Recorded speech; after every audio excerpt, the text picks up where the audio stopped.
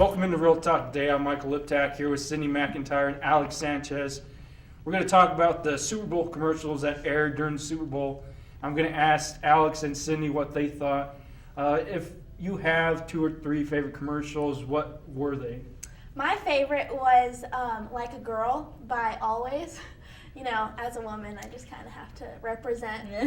I really liked it because I think that today, in today's society, women are kind of under attack and like as girls and just how other males treat them like, oh, you can't throw or you can't do this or that because you're not a male. So that was definitely my top one.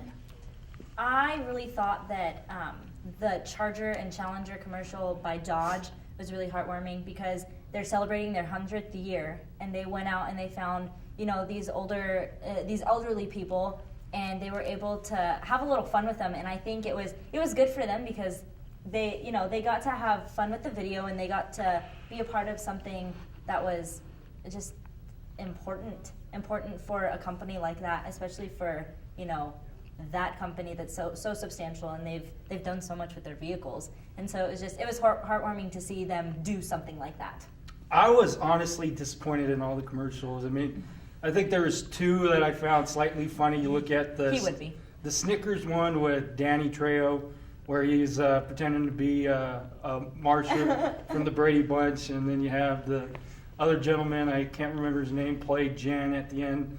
I thought that one was funny, and the Doritos one where they're on the airplane where the guy was trying to save his spot that one was good. for about 4 or 5 people. Then he sees this beautiful woman coming, and all of a sudden she has pops a baby. up, and he gets so disappointed. And at the end, he's just talking to the baby while the mother sleeps, feeding it Doritos. I thought that one was funny, but yeah, see, not all of them were horrible. They had some sort of funny aspect. I'm so used to the commercials from about 10 years ago where it seemed like every commercial you're laughing your butt off. Yeah. Now it's like, do we really need this dad and son one? It's like, but you know what? Sometimes we do. Like, you know, we see all these commercials that are.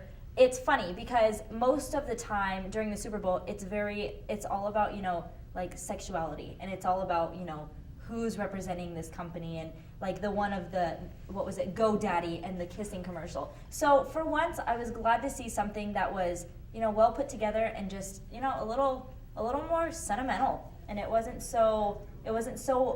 out of the norm. This year, it was definitely out of the norm, and that's why we're talking about it. Because it was something that we weren't looking forward. Like, right. we weren't expecting to see commercials like that. Yeah, and I think definitely what started all the sentimental stuff was the Budweiser, you know, with the puppy and the Clydesdales.